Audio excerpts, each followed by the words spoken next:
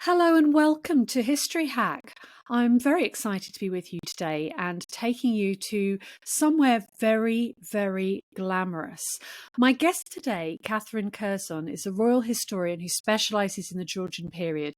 But she's also written several best-selling novels set during World War II under her pen name, which is Ellie Curzon. Yes, so we've got a woman who specialises both in a historical period, way, way back, then one 5 minutes ago, let's be honest, World War II historians. But she's also an expert on all things Hollywood glamour. Now, if you're not following Madame Guilflirt on Twitter, you really need to, and check out her hashtag #FrockingFabulous, where she shares the most gorgeous pictures. Now, when I found out that she'd written a book about two of the most glamorous humans ever to walk this earth, I was very excited to speak to her.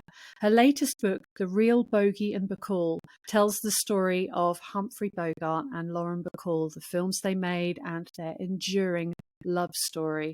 Hello, Catherine. Hello. How exciting. I'm really excited about this. Well, you know that I do identify as Humphro-sexual. You do indeed. Yes, meaning I am very fond of Mr. Humphrey Bogart. Had you wanted to write this book for a long time? Yes, I have. Humphrey Bogart is one of the first celebrities that I became aware of when I was a little girl. And I had no comprehension of how long ago he lived, how old the films were. You know, when something just grabs you. So I grew up on Bogart. I genuinely can't tell you how many times I've seen Casablanca, To Have and Have Not. And I was actually just having lunch with John, who's my publisher, and he was chatting about taking on some new film books and music books. And he said, you know, what I'd really like, but I've not really found the right person, is someone who would like to write a book about Bogart and Bacall. And I was just like, oh, that's me. And luckily, because obviously I've written for Pen and Sword multiple times and we know each other and he knows about my passion for old Hollywood, he said yes. So that was fantastic. Wonderful. Isn't that interesting? I mean, you know, when you talk about you had no concept of the time in which these people had lived. When you love movies, and I want to say old movies because I'm thinking of my own experience and growing up on classic Hollywood from the 30s and 40s, and what I call old movies, which are movies from the 1920s. I'm aware that there are people for whom now films from the 80s and 90s are old movies, which is terrifying. But they do get frozen in amber, don't they? He could be walking down the street today.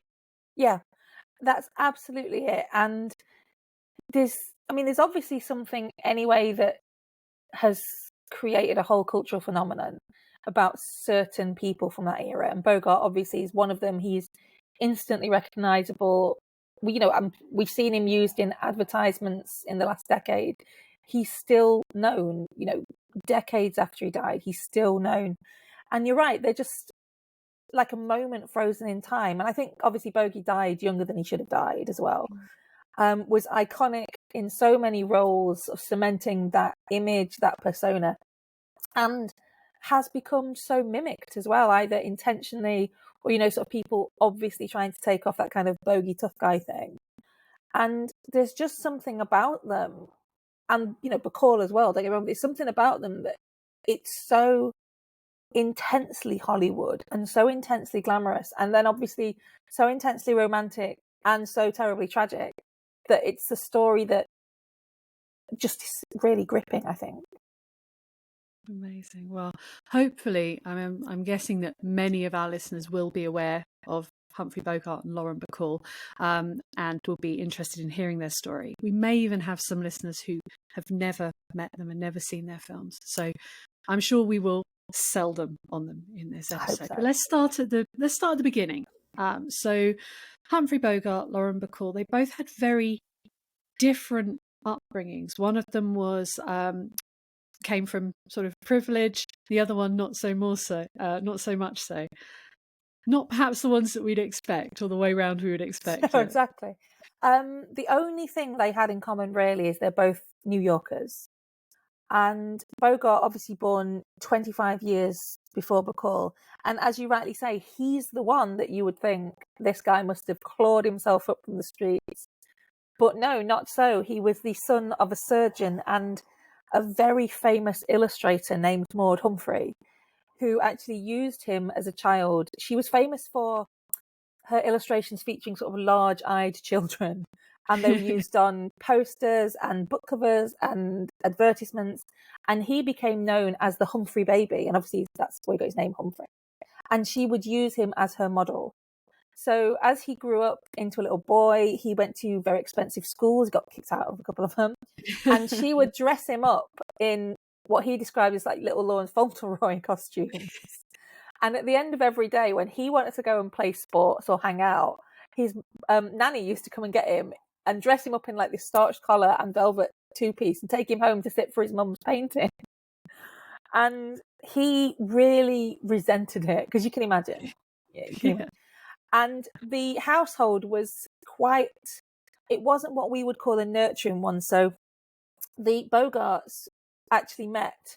They met in New York at a society party, and Bogart's father had done a lot of romancing of his family. So he was Belmont DeForest Bogart, which is a fantastic name. Wow. And he had romanced that his ancestors had come over as but with the founding fathers, that they'd virtually founded parts of America. And he was very, very good at building a myth. And then he met Maud, and Maud really did come from money, so she didn't have to fake it. And they fell in love, but it was a very fiery relationship. But ultimately, Maud was a modern woman and a modern gal, and she didn't want to be a stay-at-home mum and a stay-at-home wife, which is what he wanted. So they split up. Now, fate took a hand when Belmont was in a horse-drawn ambulance with a patient, and the horse spooked and the ambulance overturned, and he broke his leg. And he was actually put in hospital, quite a severe break. And she came to visit him, and just like in sort of romance novel, they fell in love again, and they were actually married in hospital while he was in bed. But it wasn't a terribly affectionate marriage, and they weren't terribly affectionate parents. They told Bogart and his sisters, they called them by their names, so they weren't, they were mother and father, or by their first names. And he himself said there was no affection at all. So if you'd done well, the most you would get would be literally a pat on the shoulder from Maud, and probably not even that from Belmont. They were just very focused on their career, and you got the feeling that it was quite a lonely childhood. So when they took on a country home, which had its own lake, and there was a whole little gang of boys nearby, that was a chance for little Humphrey to sort of finally break out of the mould. And he set up a little gang with the guys. They would put on their own plays. They'd go fishing. They went out boating. That was something that he loved to the end of his life. And he tried really hard to carve himself a persona. And what I like is we start to see him sort of reinventing himself in childhood. So if you think of Bogart, you think of the hat and the coat. Yeah. And when he went to Phillips Academy, which is an incredibly exclusive school, he accessorized the uniform with a fedora, which was obviously against the uniform. But I love it because it's that kind of the very first glimpse of Bogart in his fedora. And he pushed against it constantly. He really wanted to be a kind of, a bit of a lad. So he told stories that he broke the principal's window and they kicked him out because of that. Or maybe they kicked him out because he was romancing some local girls. But when he did get kicked out, he got really resentful of it and was actually really angry, because what's interesting to me about that is he really wanted to push against authority. But when there was an actual price to pay for it, he was genuinely offended. So you can't kick me out. But Bacall, on the other hand, she came from a completely different background. Now, it's funny because when you see them, and if anyone doesn't know them, you would be forgiven for thinking she's the one for money. She's got to be, class and breeding. But she was actually from a one-parent family. Her father actually left them when she was very young. He was quite physically abusive to his wife, Natalie. And Natalie, in the book, she's an absolute force of nature. She kicked him out and would never have him back. And she raised Bacall, who was Betty at the time. And she worked several jobs. She would move from just upgrading her apartment as she could and then downgrading it when they needed more money. And she taught her daughter that you can be anything you want to be, that it doesn't matter. Don't be held back by the fact that you don't come from money, by the fact that you're going to have to work harder than anyone.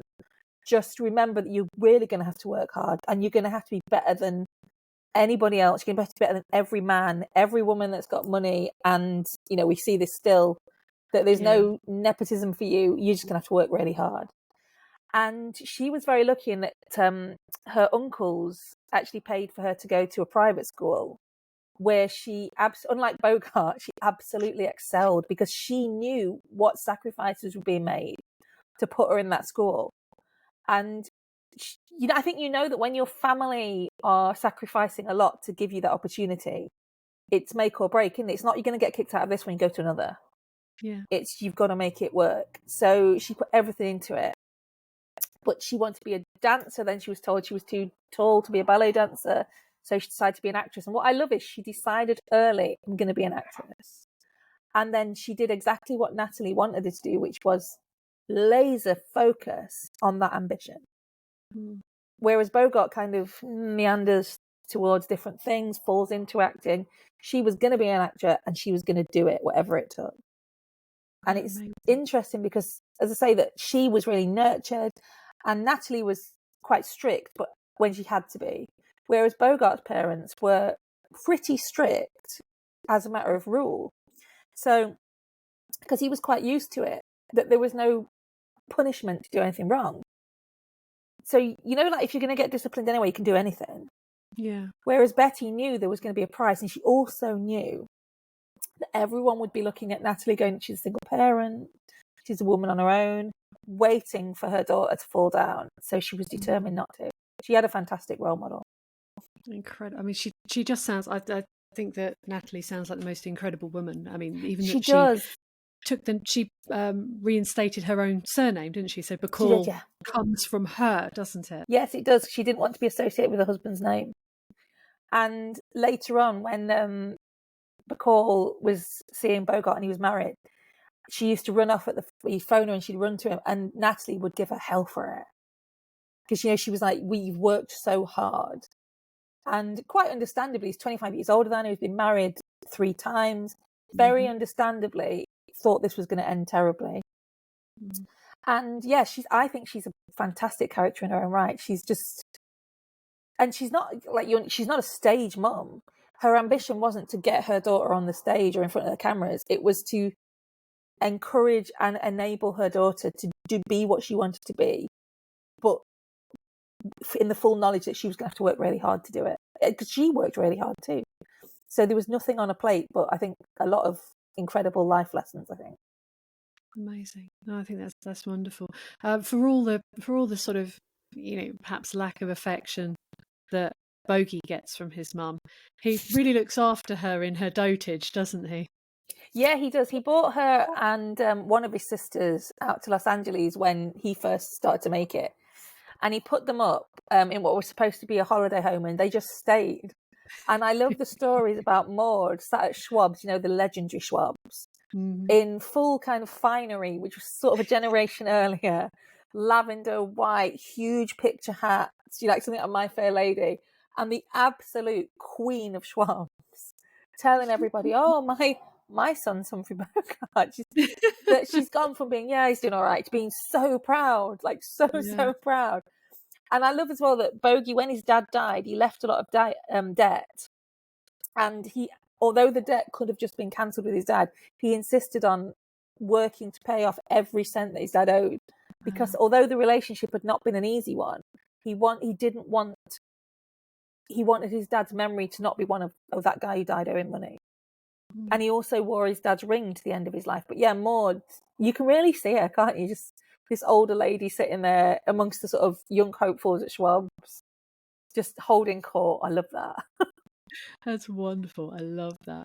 This is where, we're going to look at how Bogie and Bacall came to find themselves in Hollywood, because these are both 2 New Yorkers. But I think it's interesting and important to note the difference in time here, because you say that Bogie was 25 years older than Bacall was.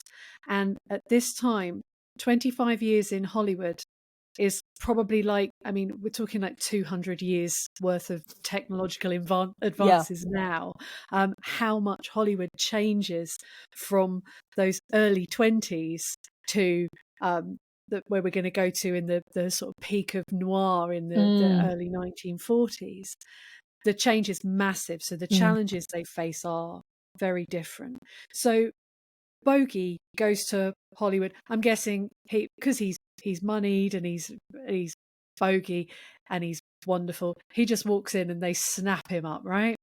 No, as you can imagine. So he started off. He had a few jobs, and he fell into acting via stage management, which was by the father of one of his childhood friends, who was Bill Brady, who had a playhouse, and he is basically, as a favour, gave Bogie a job as a stage manager. So, it was basically a gopher.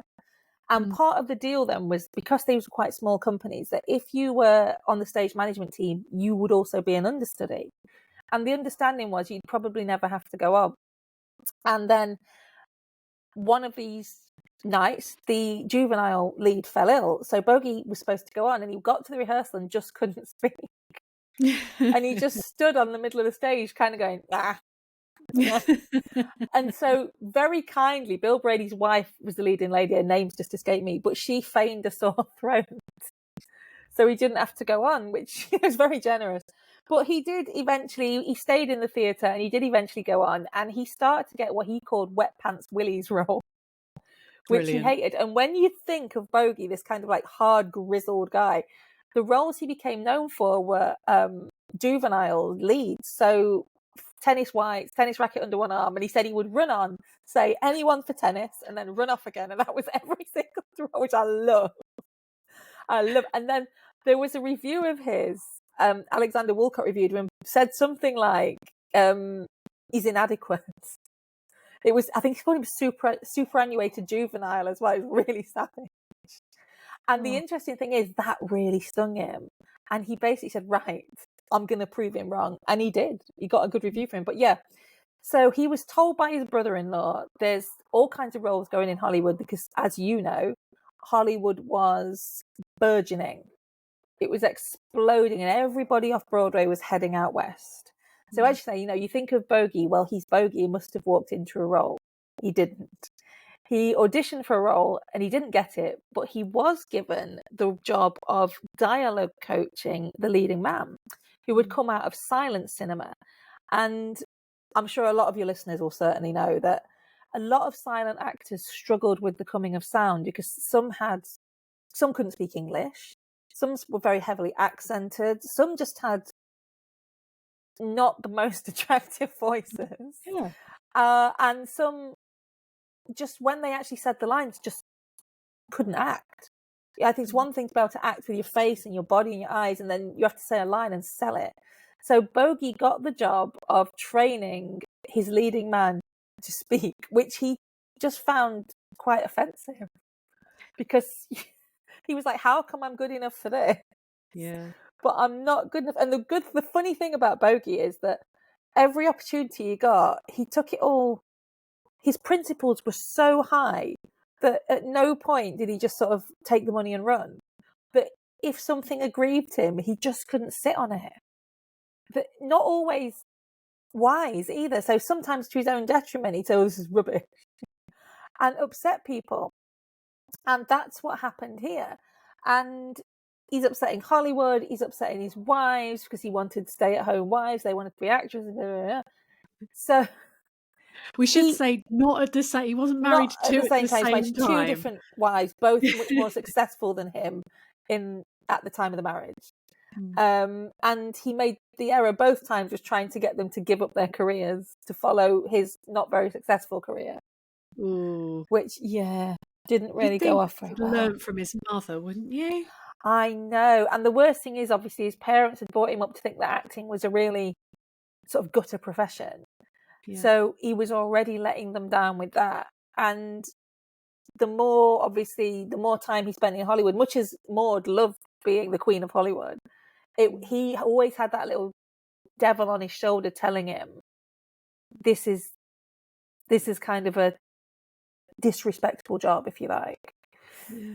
But yeah, he got a contract, but the parts he was getting were not even second string. They were really low down supporting parts. But he did start to get a few notices saying, he's doing all right. The problem was, of course, that all this started happening at the time of the Depression. So the work starts to dry up, and he decided to go back to Broadway, where he had one role, and then there was nothing. It was just the Depression hit, the theatre was going dark, and he actually ended up, this great legendary actor, playing chess for a few coins in speakeasies and bars. So it was not the most successful start. He then went back to Hollywood because obviously there was nothing on Broadway, and he got a chance to go back, and he signed on a contract which was for, I think it was $750 a week, so a lot of money. Still getting these sort of second string roles, gangsters, all kinds of things, gangsters, cowboys, horror films, romances. Blah, blah, blah. Yeah. He appeared in his first stint in Hollywood. His last film was alongside Bette Davis in her first film. Amazing. So it was one of those amazing sort of moments where two legendary actors come together in a film that got absolutely panned.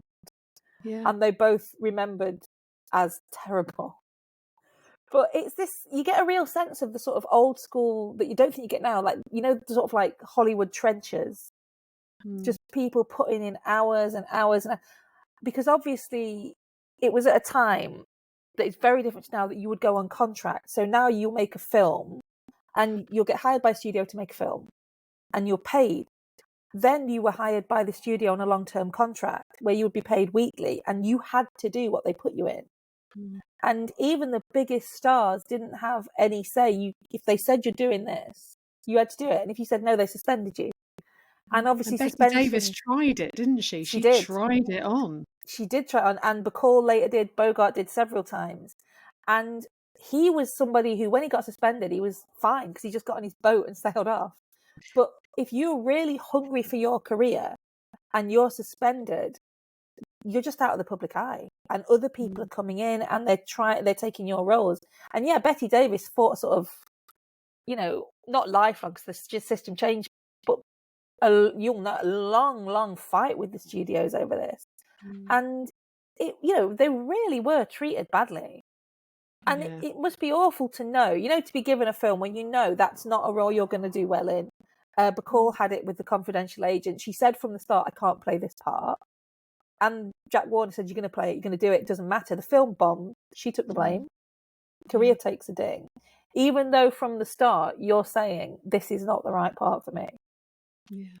But it's such a bizarre way of doing it. I think it's really interesting. The studio system is something that you and I could talk about for a whole other episode, and it could be at least 4 hours long, and it would be brilliant because it is cruel and awful as it is genius and fantastic. Because this idea of you take in your talent, you have your pool of talent, you develop that talent, and you find vehicles to that talent. Now with Humphrey Bogart, this is the problem. And if you search out some of the early appearances he does, he is not Humphrey Bogart.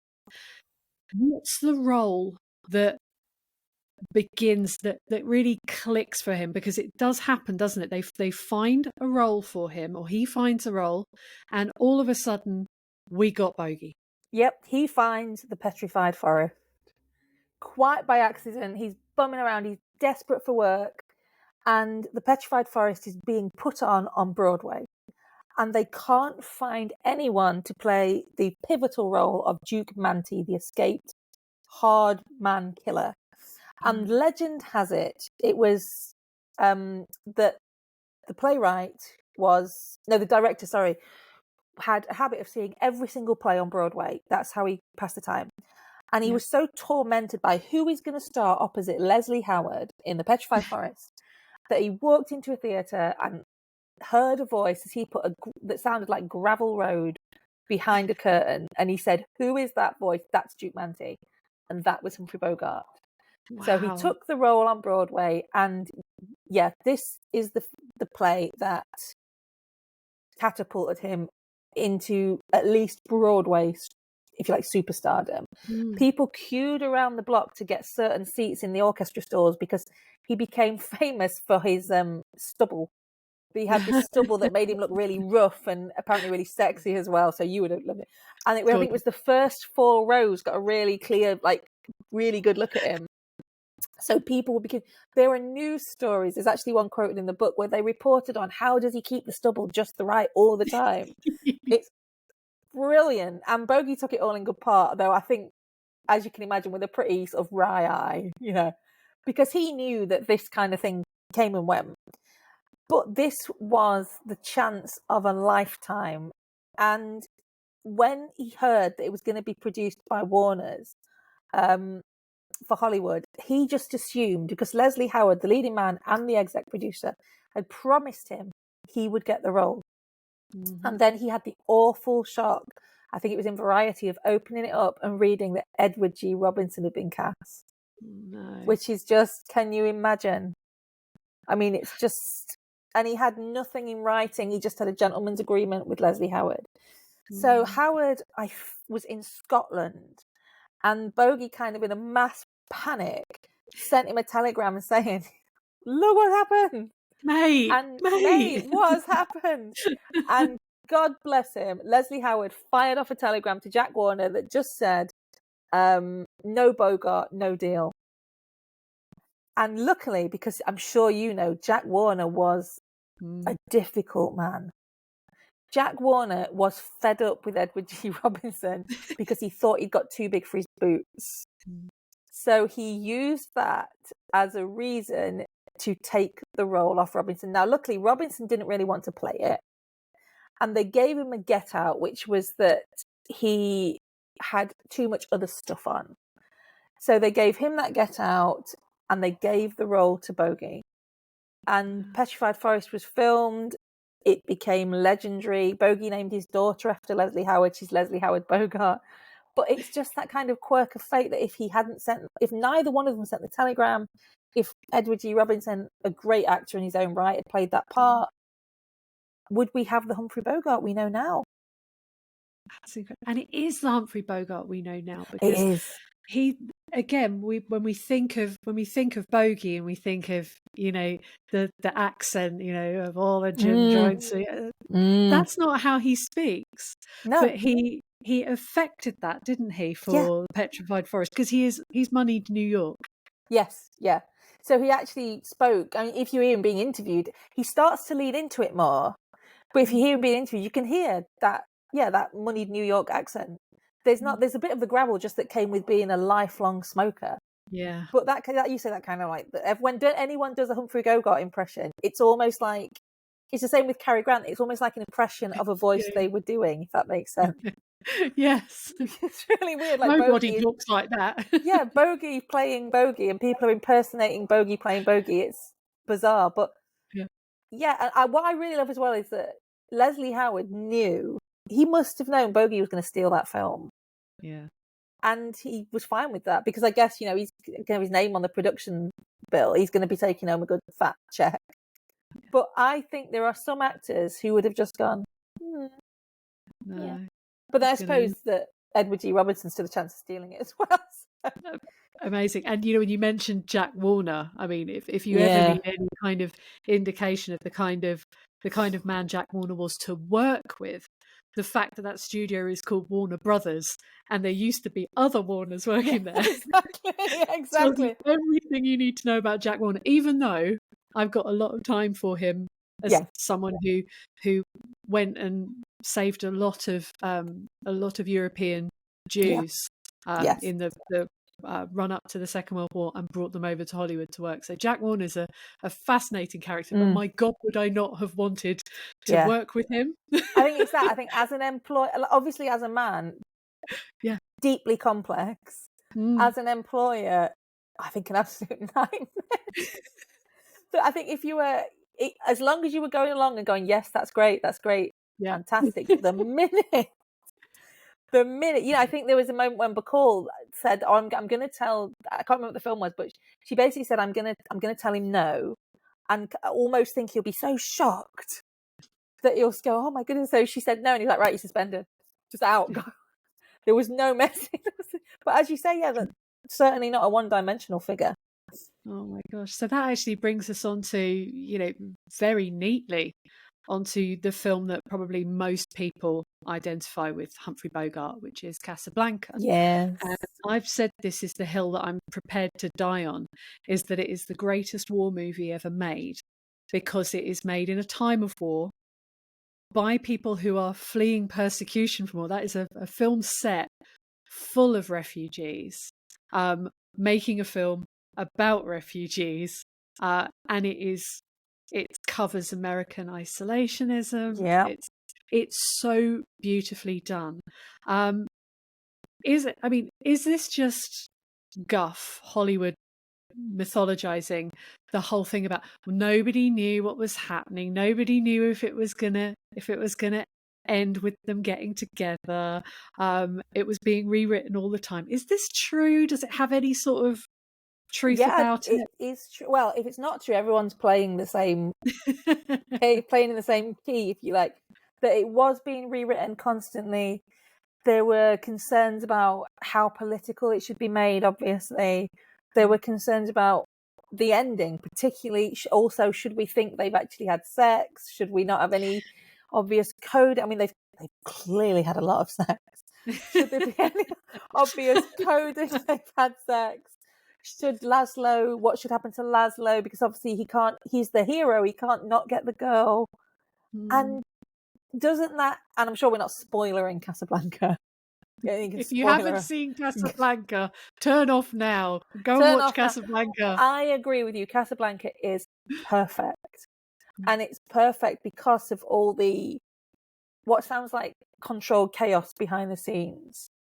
And it's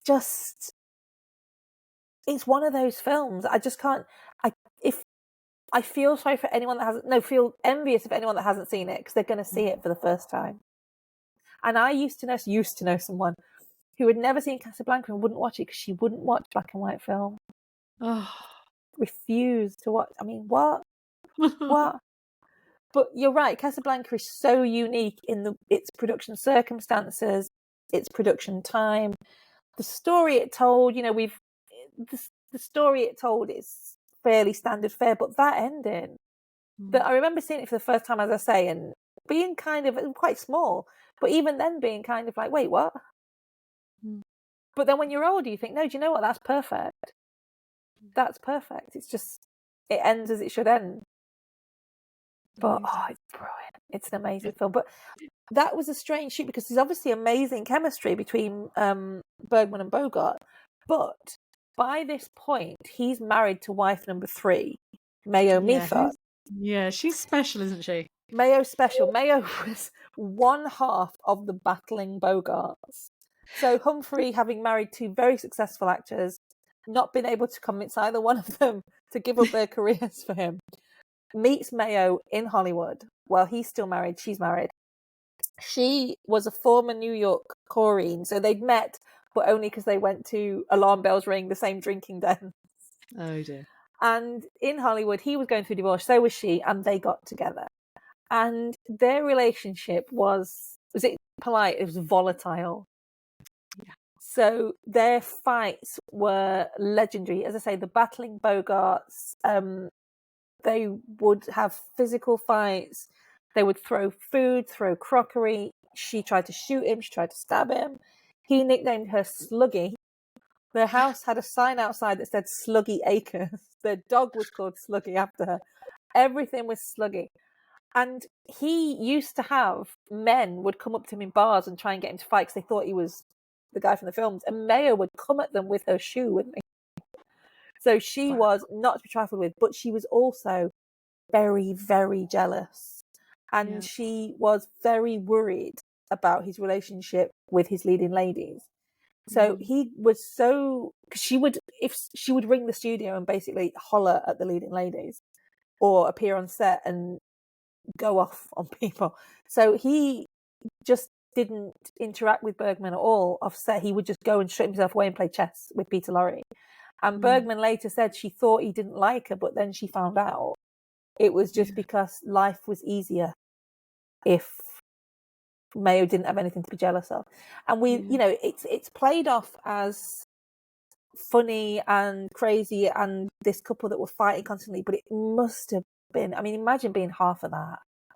It's awful. I mean, we're approaching it quite lightly, but I mean, when you say, she tried to shoot her husband and she tried to stab him, she did stab him in the back. Yeah, I mean, this is horrific. And apparently the police or the doctor, when they came around, said, "Oh, it's not too bad. It's only the tip that went in." Yeah, it's just awful. And he was on the phone to a friend, and the friend heard this immense sound of smashing glass. And Bogie said, "Oh no, it's fine. She threw a crystal ashtray, but her aim was off." And it was so normal that the conversations went on, and there were people who were having Thanksgiving dinner with them, and they were arguing, and she just picked up the whole plate of turkey and just launched it at him. And it was so normal that he carried on the conversation with his friend while he just picked up all the stuff off the floor, put it on the side, and went back to eating. God. And what's depressing is this: if you look back through the old film mags, the film mags that tell the approved version, there's one in particular where they sat with a glass of milk. They've each got a glass of milk, and they're saying, "Oh, no more drink for us," and it's played off as like, "Oh, it's what they like, But yeah, as you do, they had battles that literally, there was one that went over like a whole weekend in New York and involved street fights and fights in a bar and fights in a... And as you see, we talk about it quite lightly, but it actually sounds really just draining and horrific. And obviously it was coming from both sides. Yeah. But what's interesting, I think, as well, is how the press of the time made it a joke. So it was a joke that, Hollywood heartman Humphrey Bogart is getting battered by his wife. Yeah. And obviously, now we think, oh my goodness. It's absolutely awful. I mean, what we're talking about is alcoholism and domestic violence. And if in any of these stories to sort of think, is this okay, metricometer, flip it round. And he tried to shoot his wife. He stabbed his wife in the back. He threw a turkey at his wife. He tried to throw an ashtray at his wife. We would be appalled, rightly. But it's almost like because it's all Humphrey, the hard man, getting beaten up by his wife. It's just horrific. So this worry that she has about him on set,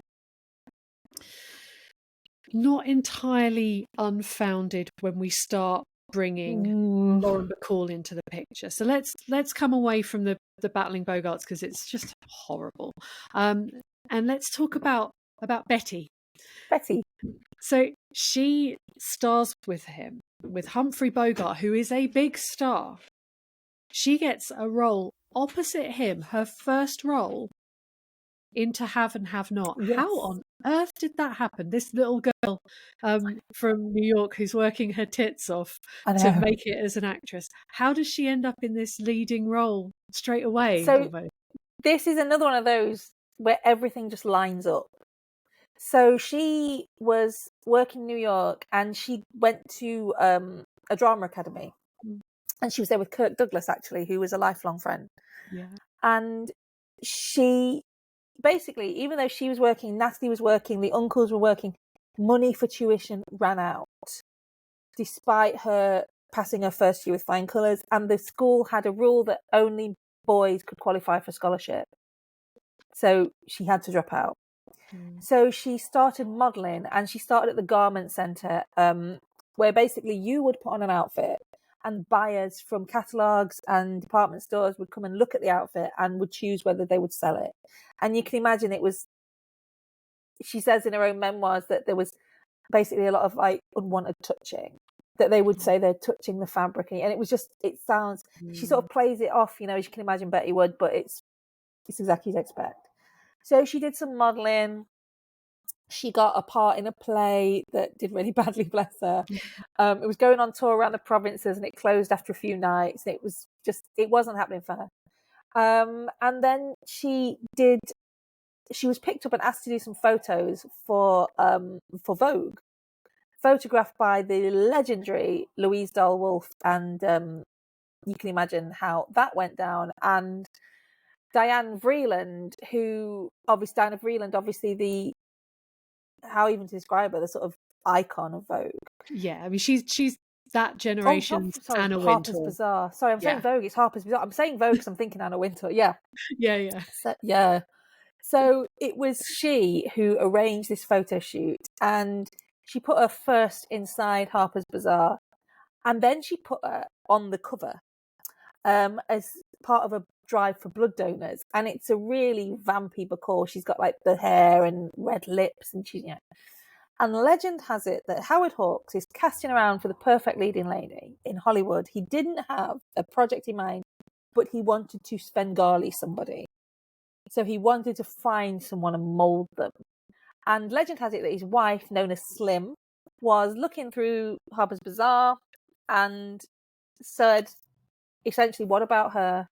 And sort of threw it over to him. And that's how history was made. If that's the facts or not, that's what stuck. And what an origin story, you know? Yeah, Slim sounds like the most incredible woman, and there's a story that she handed the picture to Howard Hawks, and she said something along the lines of, "Well, I don't know if she can act, but she can sure look at you." Yeah. Oh, isn't that great? Doesn't she sound amazing? Everything about her sounds phenomenal, and also, I hate to say it, but actually so much more interesting than Howard Hawks. Yes. Like, just, you know what I mean? You know, just sort of got into the Hollywood social life through Marion Davies and Hearst. You know, Clark Gable went after her, Ernest Hemingway went after her.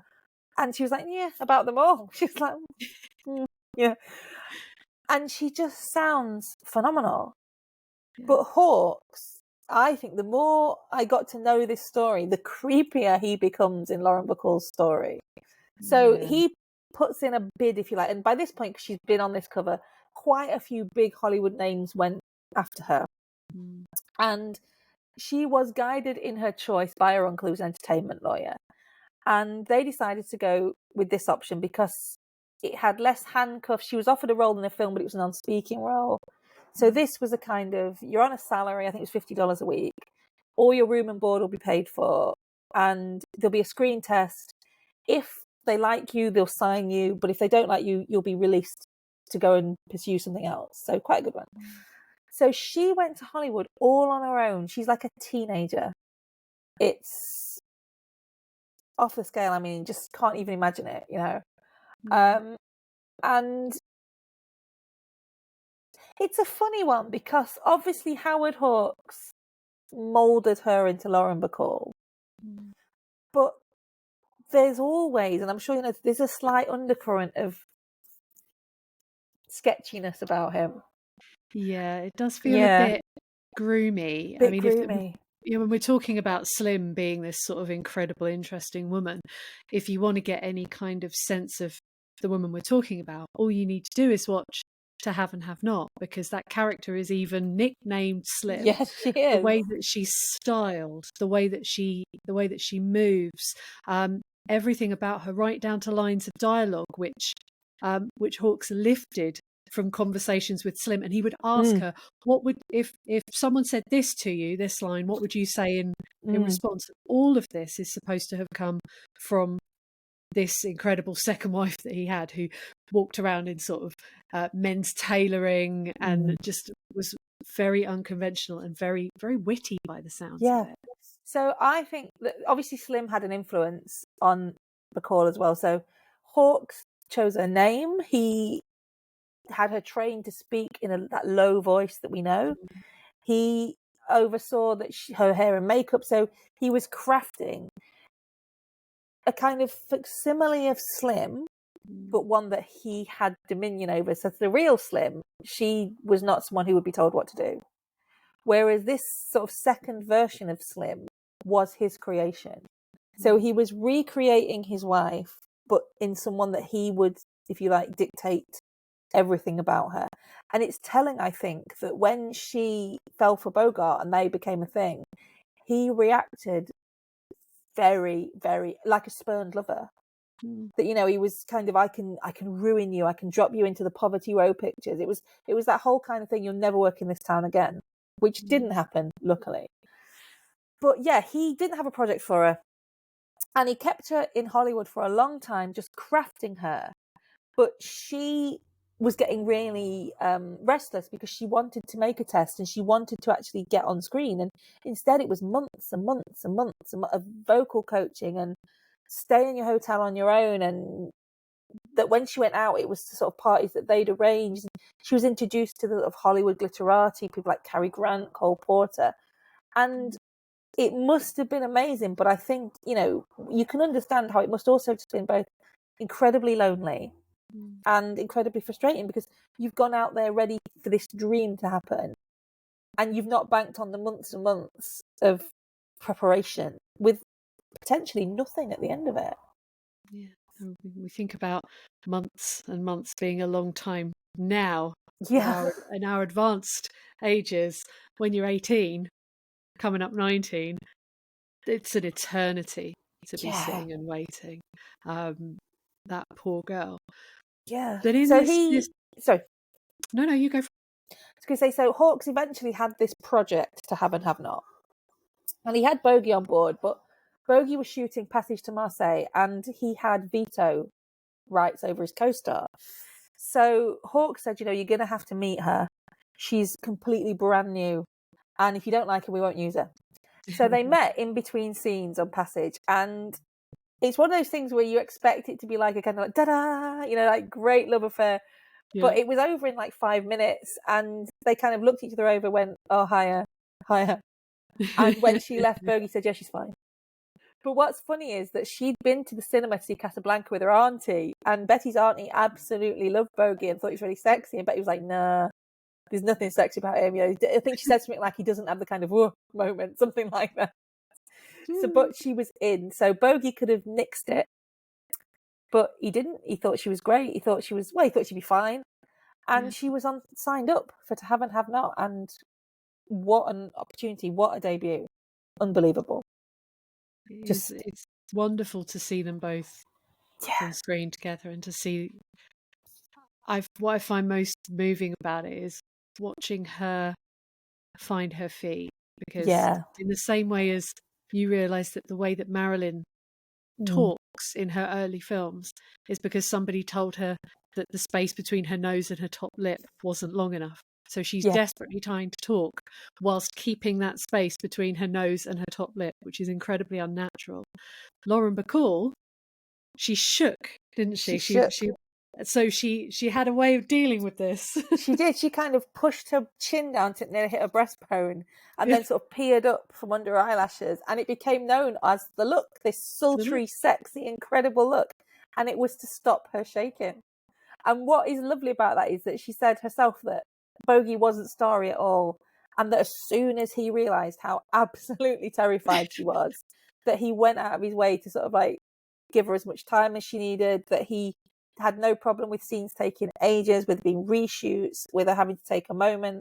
And that's really nice, because we've heard so many stories of stars just being the complete opposite.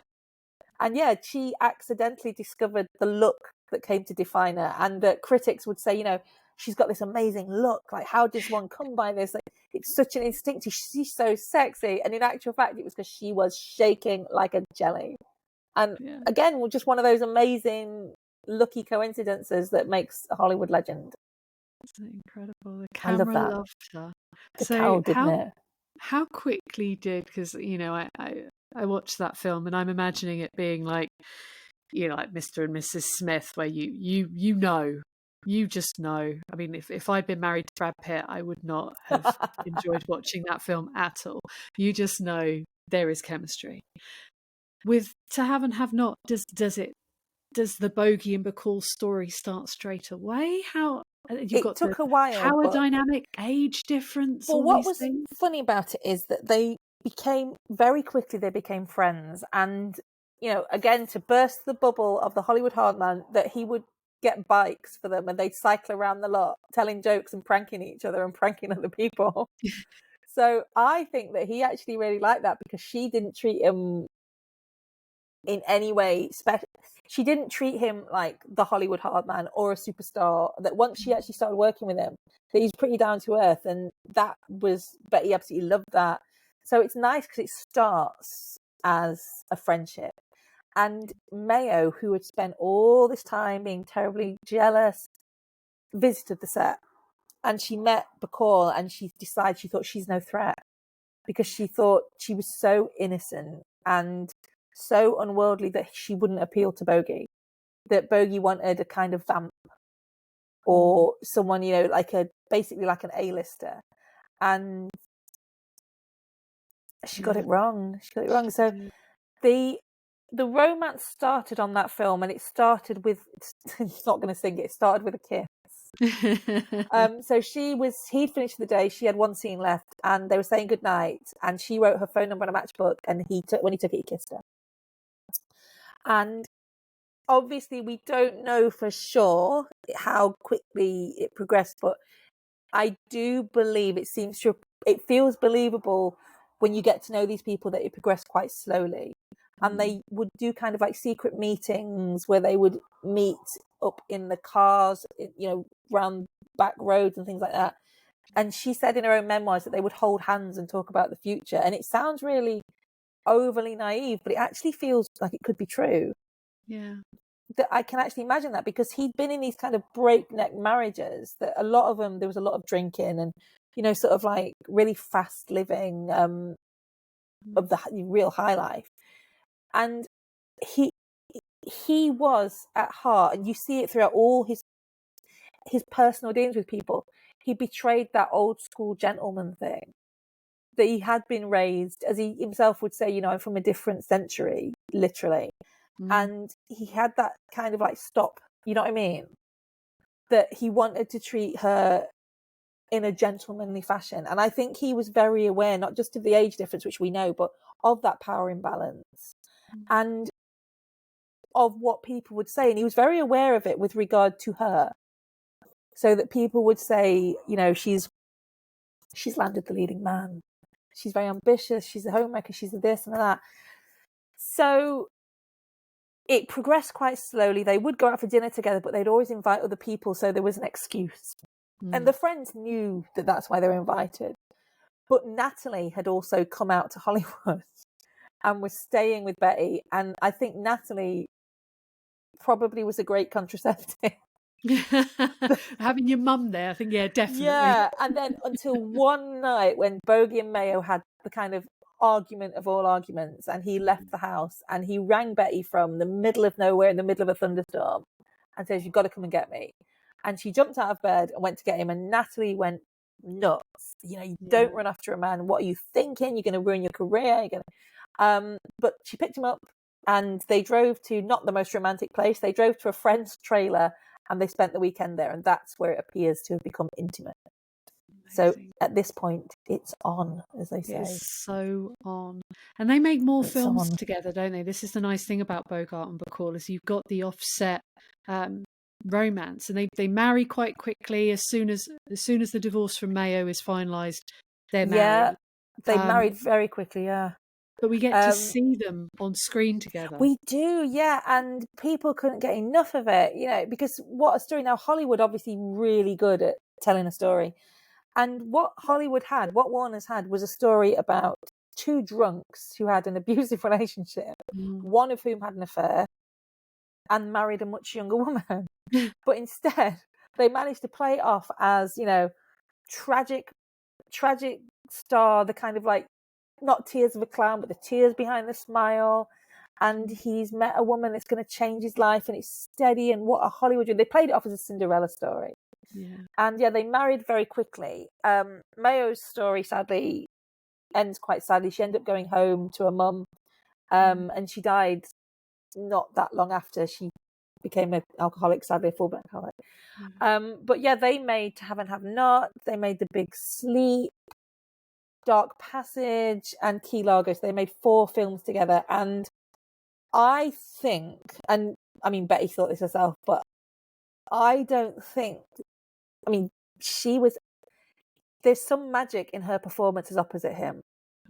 She was a really good actor, don't get me wrong, she was fantastic, but there's some magic, and I think it's that kind of like that she almost still can't believe what's happening. She's young, she's at the peak of her powers, she's living out her dream, and there's a real vibrant, I mean, there's always vibrant, but in those films there's such a vibrancy to her, don't you think?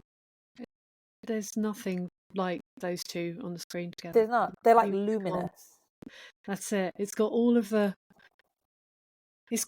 glamour of the Burton Taylors without the problematic feeling of that they are going to go and get drunk and kick seven types of shit out of each other that night. That she adores him, but he clearly adores her as well. It's and very even. He respects her, and you see that in her personal life. So with Mayo, that when he drank, she drank too, and they both drank and drank, whereas Betty wasn't really a big drinker. And she said in an interview that she said, and you know, we all know this from parents, that she didn't get angry with him, she just let him know she was disappointed if he got drunk. And that's very powerful. That's very, very powerful. And she was she genuinely was a stabilizing influence. He still had moments where he'd go out on the lash, you know, but not to the degree that he did. There was far less that sort of self-destruct button. He kept pressing that when the affair was going on, and they kept breaking up and getting back together because he didn't want Mayo to suffer, and he didn't want her career to suffer, and it's all a mess. But once they were married, I think nobody expected it. I think everyone probably would have said it's not going to last, because he's had 3 wives up to now. This is the 4th. She's still so young. But she really did stabilize him, and he gave her what she wanted, which was, as you say, they clearly adored each other. They were really good for each other. They had a stability. They had a couple of kids together, and she gave him what he needed, which was someone who she didn't take any crap from him at all, like just none. And, you know, through her life, Betty was known for taking no crap from anyone. Yeah. And she said, you know, it didn't care. It didn't matter if Humphrey Bogart, movie star, he's not getting away with it. And exactly what he needed. And he actually wrote her a letter before they were married when he said, please fence me in. And that's what he needed. You know, it's just such a lovely thing that so many of these stories end messily. And this one ended too soon, but it didn't end messily. But they're just a luminous couple. They're fantastic. They're just, if anyone listening to this has never seen them together, you've got to see them together. They're all stunning. I mean, there is another side that we do need to address with the that they worked together, which was wonderful. And those 4 films are instant classics, and I mean of the noir genre that you just can't get. I mean, they're beautiful to look at. They are. I thoroughly enjoy them. But they work together because that deals with the problem of Bogie not really wanting them to ever work apart. And this becomes it's perhaps not a bone of contention in the marriage, but we can see it looking on it with hindsight that this is slightly limiting both of their options. So he doesn't want them apart, does he? He didn't like them to work apart. That he knew that there would have to be some of that. But he did say as well that he would never use his position to influence her career. That was slightly disingenuous, because he certainly tried to. And as you rightly say, not at her urging. So there were roles that she was wrong for, that he wanted her to get. Famously, of course, Sabrina. That, you know, Audrey Hepburn, absolutely fantastic in that film. A miserable experience for Bogie for all sorts of reasons, but one of them because he wanted her to get the part. Yeah. And wonderful actress, but I just can't see her in that role. It's not. But you're right as well, because she's obviously young, and she's got both the benefits of being married to the biggest star in the world, but she's also got drawbacks of that, which is everybody then saying, because we've all done it, you know, when someone gets a part and they're either married to, or the spouse, or the child of, or the sibling of the person making it, I wonder how they got that part. So he he wanted them to be together all the time. It wasn't because he didn't trust her, it was because he just didn't want to be apart from her.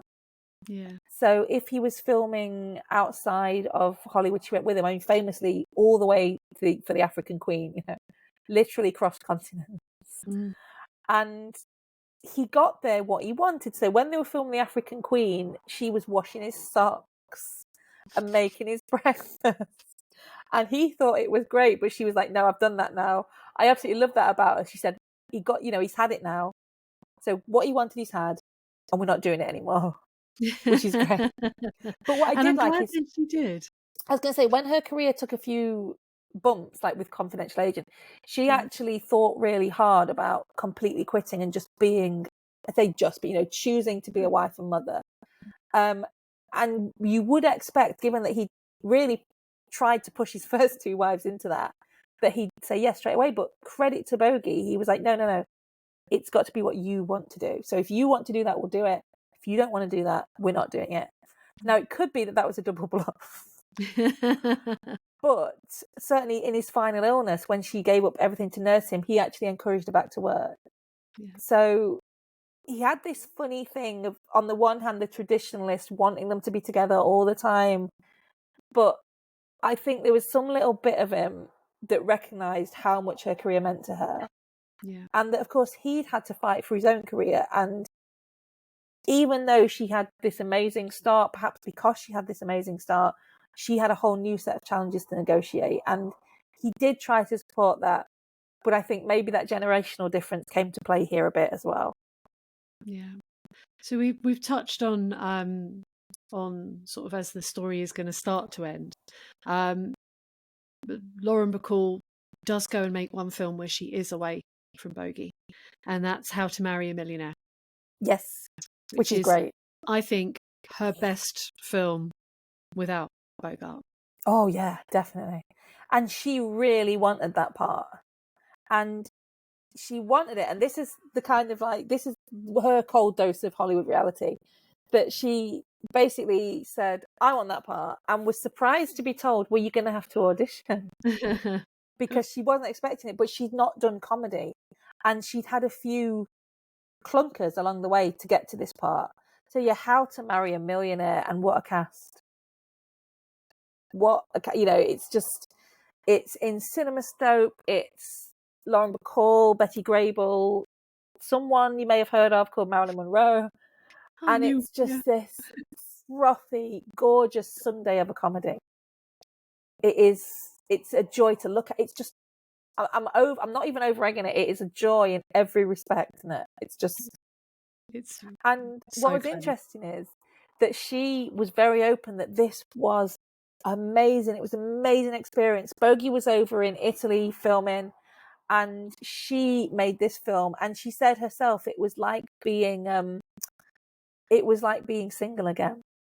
So he's off in Italy filming Beat the Devil. She's making a complete polar opposite, How to Marry a Millionaire, and she's just living her best Hollywood life. And with the sort of nice knowledge in the back of her mind that she's got the other life that she loves too.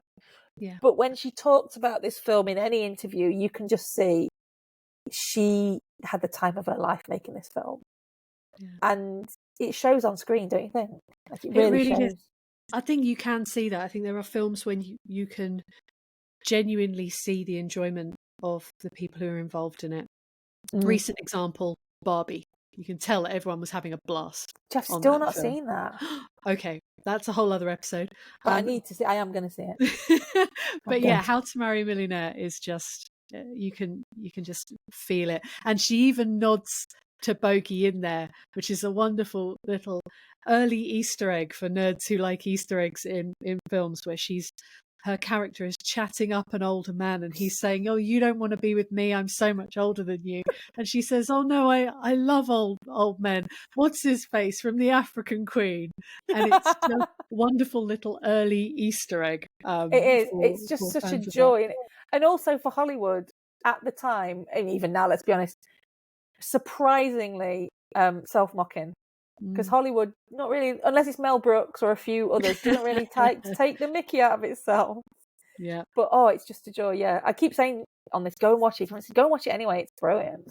Yeah. So there's going to be a whole list of films that you all need to watch Just tick them off. after Tick them off. listening to this episode. But we will start to wrap up because you do need to go and watch all of these films, guys. With a very strong anti-smoking message, with Yeah. Bogart, as well as I often find this when you're looking at, especially men of this generation, if somebody tells you that Humphrey Bogart was 57 years old when he died, and Richard Burton was 58, you would look at them and think, how are these guys not in their 70s? They lived hard, and they didn't use sunscreen, and they smoked. So yeah, this brings us towards the end. Yeah, so Bogie made a lot of money as well from obviously advertising cigarettes, but was a lifelong smoker and had a persistent cough. And I think everyone knows where this is going. And had all his life resisted medical care. He didn't trust doctors, even though his dad was one. And I think that it's telling that he was concerned enough about this cough that he went to see a specialist. There was a lot of to and fro-in and diagnostics, but ultimately he was diagnosed with esophageal cancer. And this is where we see, and we've all seen it, these days, that all the sort of rumours start to fly. And there were reports published that he's on his deathbed. One was published, named the hospital, said that he was at death's door, and the hospital didn't exist. And he wrote a really angry rebuttal that he released as a press release saying, look me up, I'm in the phone book and I'll tell you what's wrong with me. And it's like, but he treated it with exactly the same sort of dry humour that he'd had. And he said, well, given the lifestyle I've had, I could have ended up with a lot worse than this. And tried to sort of play it off, in that way, play it off as it's nothing. But he knew it was. There was some incredibly debilitating treatment. He had debilitating radiation therapy, operations, but ultimately the cancer had spread and it was inoperable. And he fought against it as long as he could, and there were little moments where he thought he might be able to beat it, but it was just, when the decline started, it was very, very fast. Betty put everything on hold and wanted to nurse him. They had nurses and professional care, but she wanted to look after him and be with him as long as she could. And you just feel the horrible inevitability that obviously there was such a strong chance that she would lose him first because of the age difference, but it's so early. Yeah. And in her interviews where she talked about it, that she talked about the sense of it all steamrollering, and that when she was told it was terminal, there was a conversation as to whether he should be told, and then he's basically, he knew anyway, because how can you not, But she said as well that it was really important to him, to as much as he could, to continue to live the same life as so far as he could, so continue to see friends. They planned films for the future that obviously they knew they would never make together.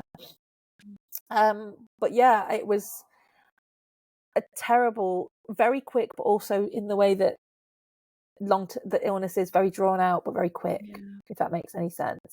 And Bogie died in January 1957, and as you say, he was 57 years old and looked, I think, a lot older than that. As you say, that when you first discover how old he was when he died, it comes as a surprise, doesn't it? Yeah. We look at that now, that's no age. It's absolutely it's really no not. age at all. So yeah, but that generation of Hollywood man, they lived hard and fast. They all drank, and they drank heavy and spirits. They drank properly, like they meant to drink. Yeah. Well, I think as well, when we look at his friendship group, people like people like Spencer Tracy, again, and just hard drinking people that, as you say, that they drink in a way that now is mind blowing. Yeah, it's mind blowing. But yeah, he died too young, left Betty left 2 children. Yeah, it's And, very sad. you know, what a legacy he left there. He did. And Lauren Bacall, she ends up becoming, because she lives a very long life. She lives 57 years after Yeah, her 57-year-old husband died. And yeah, she has, this is again, you almost a whole other episode in itself, that she has to carve out a place for herself in the world that is not one half of yeah. this couple. And yeah, she has an interesting journey. She does. So as you say, this is a whole other episode, really. She had to wait until the 1980s to get a headline role, and it wasn't, you know, it wasn't one that she deserved. She ended up engaged to Frank Sinatra in one of the strangest engagement breakups ever. Married Jason Robards, who is cut from Bogie cloth, I think. Yeah. You can see it. You could see a type, yeah. Yeah. I mean, he's no Bogie, you know, don't get me wrong, but you can see a type. But cuts out her own sort of life as a formidable grande dame, I think. You know, when I've been writing this book, I've heard from so many people who had experiences with her, and they range from people who said, "Oh, she's not very nice," to other people who said, "Oh, she was just like you'd expect. She was amazing. She was great." But I think fiercely uncompromising. In every interview reading, you know, she ruffled a lot of feathers, didn't she? She was always very much Betty, which she hated anyone calling her. It wasn't family, but she was always very, very uncompromising. She, from first to last, she was what she was, and it was wonderful.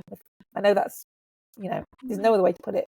She was fantastic. Look, if you're someone who loves classic Hollywood, then she is just in that canon of people who you can't believe you shared a planet with for so long, and when they go, you feel that loss very keenly when you see someone from that classic Hollywood who knew the studio system, who existed in that world, the lucky ones who make it to old age.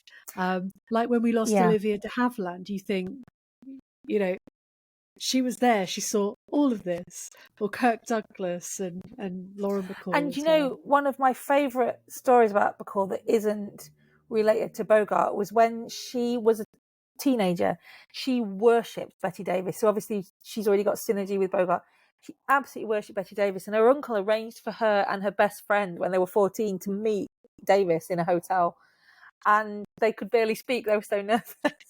And they told Betty Davis they wanted to be actresses, and Betty Davis gave them lots of advice and was like, never compromise, don't take any shit from anyone. When she had made it, she and Bogie's first meeting in New York was in that same hotel. And then many years later, back in 1970, I think, Bacall appeared in a musical adaptation of All About Eve, and Betty Davis came round afterwards to congratulate her and to kind of say, you know, look what happened to that teenager that I met. Just amazing. Like, just how amazing that must have felt to have met this woman when you were 14, and then decades later, she's at your star dressing room saying to you, you absolutely knocked it out of the park. Your all-time idol telling you that. That is phenomenal. And that, I think, is the perfect place to end this, because that is the Hollywood dream. That is what you have summed up so beautifully. Catherine, thank you so much for joining me today. The Real Bogie and Bacall by Catherine Curzon is out on Pen and Sword now. You can pick up a copy and read even more about these amazing people. Catherine, where are you going to be sharing gorgeous pictures of Hollywood celebs on Twitter? Madame Guilford, or search for Frocking Fabulous, and you can't miss them. Amazing. Right, until next time. Thanks so much for joining me. Thank you.